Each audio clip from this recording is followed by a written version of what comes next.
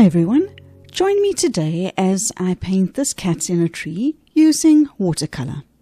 Supplies for today: I've got a palette of paints, a palette for mixing, a spray bottle, tissue paper, water, a Pigma Micron Black permanent liner pen, size 05, and then I've got 3 brushes, a size 2 rigger, a size 8 and 12 round brushes.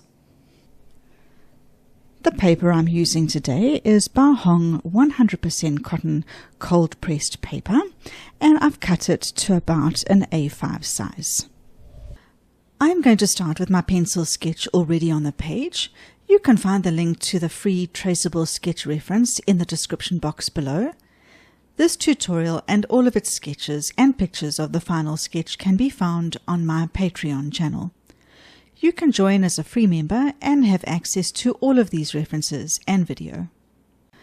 I'm going to start by preparing my colors that are going to go into the sky, and I think I'm going to use a range of purples and blues to do that. You can use whatever purples and blues you've got in your palette. They don't need to be the same. I'm going to start here with Quinacridone Purple. Then I will get some Carbazole Violet, some Ultramarine.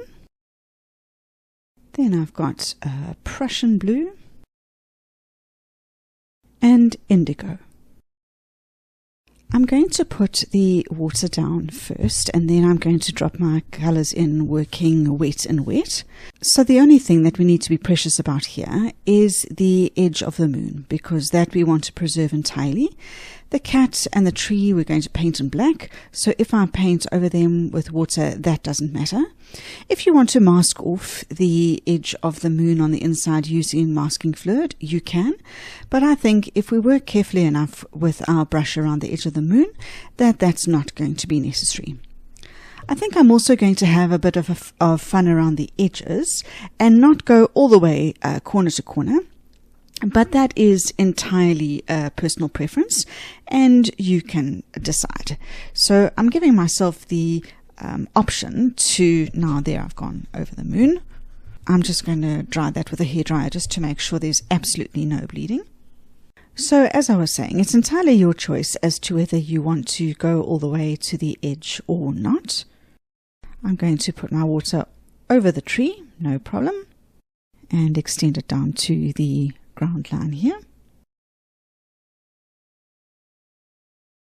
I decided whilst putting my water layer down that I actually wanted to start with something even a little bit pinker than the Quinacridone Purple. So I'm just picking up some Quinacridone Rose here, and I'm going to start with that. I want it really watery around the moon. The sky would be the lightest in the area immediately around the moon, and then we will get darker the further away from the moon we get. Just going to move this out the way.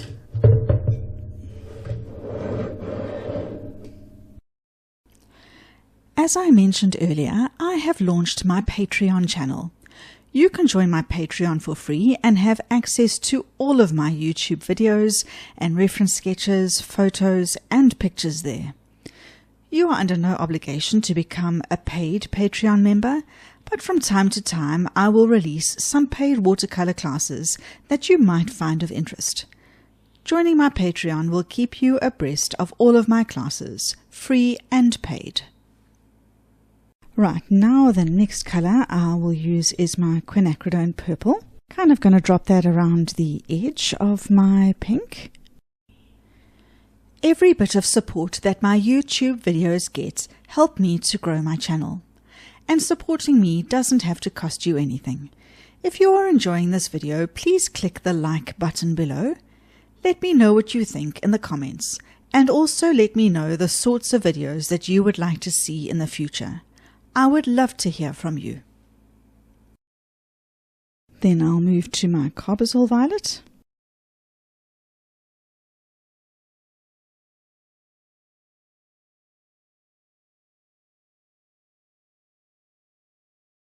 Now let's move to my blues. I'm going to rinse off my brush, pick up the Ultramarine. I have got a Facebook group that I would love for you to join. Its name is christinemclarenart. This is a space where members like you can upload and share pictures of your completed tutorials. I love to see the finished tutorials of all of my followers. So if you complete this tutorial, please post a picture in my Facebook group for me to see. Facebook is a bit confusing, but I also have a Facebook page. This is the place where I share links to my videos. So just to be safe, why not go ahead and like and join both the Facebook page and group? Then you won't miss a thing and I will be able to see your finished artworks. And then my indigo.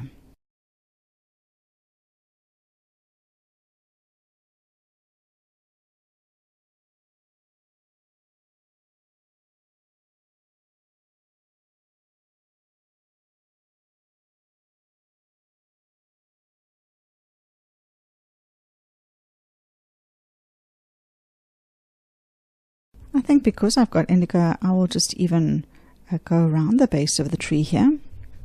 No reason not to.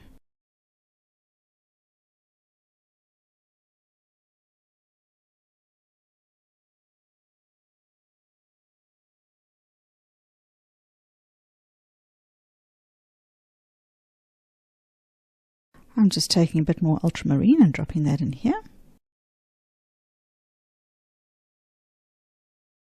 I think I'm going to get a smaller brush and just go around the edge of the moon. This is a size 00 detail brush. I just want to make sure I have a nice smooth edge to the moon. So I'm getting my lighter color there. And I'll just go around the edge and make sure the edge is quite crisp. This is cold press paper, so it might bleed into the dips in the paper, and there's nothing I can do about that. And that's where the branch of the tree will go, so that's fine. Alright, I'm going to let this dry completely and then come back for the next layer.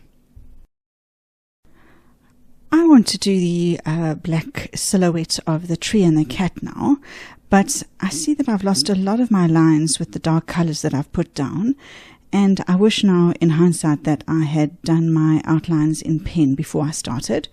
But I'm going to do that now and use a Pigma Micron size 05 pen and outline the tree and the cat first before I do my silhouette. If you are enjoying this tutorial and are gaining value from it, please consider making a small donation to me on my Buy Me a Coffee platform. As you can imagine, these tutorials take many hours of work to put together. I appreciate any and all donations as they help me to continue building this platform. There was quite a lot that I couldn't see up in the darker areas, so it may not look exactly the same as the sketch that I started with, but that is fine. I have outlined the tree and the cat in black now. How you proceed now is up to you. You can continue using the black marker pen or a Sharpie or acrylic paint if you want to. I've got lamp black or lunar black in my paint palette. I'm going to try and use that, and I'm going to use my size 2 rigger brush. It carries quite a nice paint load and it can also do details. So I'll do that for the most part and then work with the much smaller brush where I need to. So there's quite a lot of paint on my brush right now, so I'll do where the branches are slightly thicker. I've gone a bit out the line there just because I've got so much on my brush. But I'm going to work through now and just cover all the areas in black using whatever method you want to do. I'm working lighter around the base of the tree because I want to come in a bit later and put in some shadow.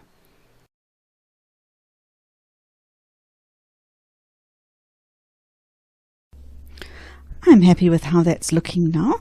I'm going to do the ground line now, and I think I'm going to do it in indigo so that I get a difference between that, the ground and the tree. So I'm just waking up the indigo from earlier, and I don't mind that that is still on my brush. I'm going to lay that down.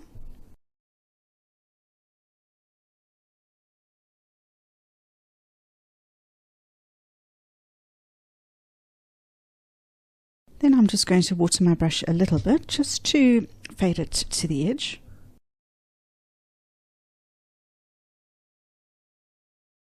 And then I'm just going to do a little bit of shadow line with the tree there.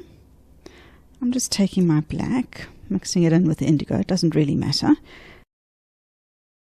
And I'm just going to do a shadow here.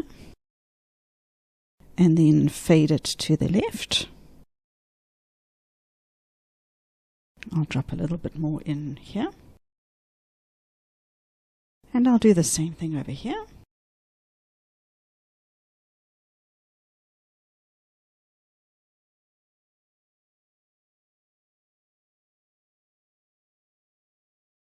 And to the right over here.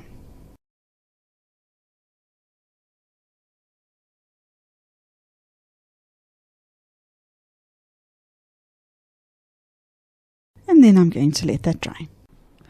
And there's the final sketch. Thank you so much for joining me today. If you enjoyed this tutorial, please hit the like button. Until next time, bye for now.